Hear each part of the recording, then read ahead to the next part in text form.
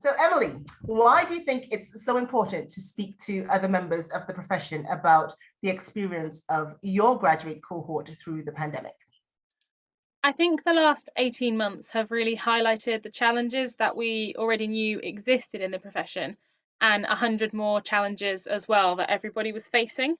And I think one of the benefits that's come out of it is that we are talking so much more about mental health, about resilience, and about personal challenges, which we needed to do. But I think as a profession, we are also very good at saying, yes, I've got to be resilient. I'm going to get my head down. I need to get through this. And sometimes we don't necessarily recognize all of the difficulties that we are facing.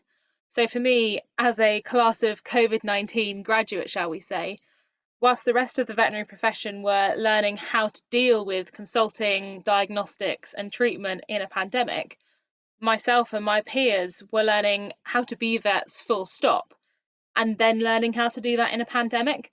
And now, as we gradually get back into a more normal environment, small animal vets have got clients back inside, and that's a whole new challenge as well. So we've effectively got graduates of a year plus qualified who are still learning how to do those day one things in a whole new setting. And I think that's sometimes something that we don't recognise as much as we should. Absolutely, absolutely. I think that that's absolutely right. So, what were some of the challenges and opportunities that you encountered as a veterinary graduate? So I work in farm animal, and I have done from the start. So I think I was potentially a bit sheltered, but the rest of my friends, 90% of my year went into small animal vetting. So whilst I was going out on farms as normal, I went into the office on my first day and was then told effectively, please avoid this place at all costs. Ring your drugs orders through to reception, they will put them outside. And I didn't meet my team in a social context for about 9 months. And that's exactly the same for everyone who started work that summer.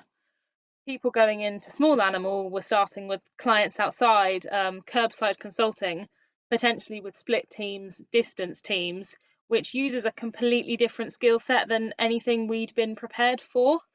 And that's on top of the fact that when I started as a farm vet, I hadn't touched a live animal for about 5 months. And then I was going out trying to diagnose problems. And it was just all a little bit crazy. Yeah, absolutely, absolutely. I can imagine that that was a bit exciting, but equally terrifying. Yeah, I think that's a really good way of putting it. And I think that the last 18 months, it was very easy to get down in the dumps. And you did need days when you just said, this is really rubbish. And it is okay for me to feel sad that I'm not getting a graduation or a final year ball or any of those real milestone moments. But there are also opportunities, I think, that have come out of this, which is what I mostly want everyone to be aware of, really. It has been such a challenging 18 months, but I think there are real changes that have happened that could improve the profession as a whole going forwards. We have done things which, without the pandemic, you would never have thought was acceptable or possible, but because of the circumstances we were put in, we've done it.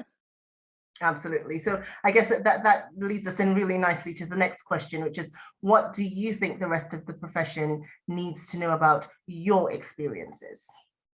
I suppose the key thing is that people who have come into the profession in these times, their experience is entirely different to what anyone starting out before has dealt with. Those first experiences as a vet or a vet nurse, and the skills that were developed early on are entirely different. And also, that experience that people have had isn't just going to be with them for the 18 months or 2 years or however long this goes on. That experience will be with them forever. And whilst the skills that they initially learned might be very different, we as a community have also got an awful lot better at things like teleconsulting, like history taking and triaging because we've had to. And we've also, I think, got a lot better with our communication skills, being able to triage cases over the phone and asking for help when we needed to. I think that is so important, and it is something that everyone in the profession should be doing more because we're not in this by ourselves. We are part of a team. Whether that's me on farm at 3 o'clock in the morning or a small animal vet in the middle of back to back day of consults, you can so easily feel like you're by yourself. But hopefully this year has shown us that actually we need that team more than ever. And without it, things just won't get better. Absolutely, absolutely. So what do you hope that people will take away from your speech? I think the thing I hope people will take away is something that Kate touched on in her presidency welcome speech about connections that count. For me, I wouldn't have been able to be a vet the last year without WhatsApp, without calling people, most of whom I'd never met, let alone spoken to. I think this year has normalised reaching outside of your immediate support network. And going forwards, I think that's something that we can utilise more. We're going to have graduates for a good few years needing additional levels of support because their education was affected by the pandemic. And by using those virtual connections, you're not just relying on the handful of people within your practice. You can use your wider network of people who might have different skills that you can learn from. Hopefully, we can make it a bit more accepted and accessible and easy for people at whatever stage of their career to ask for help, whether that's professional or personal.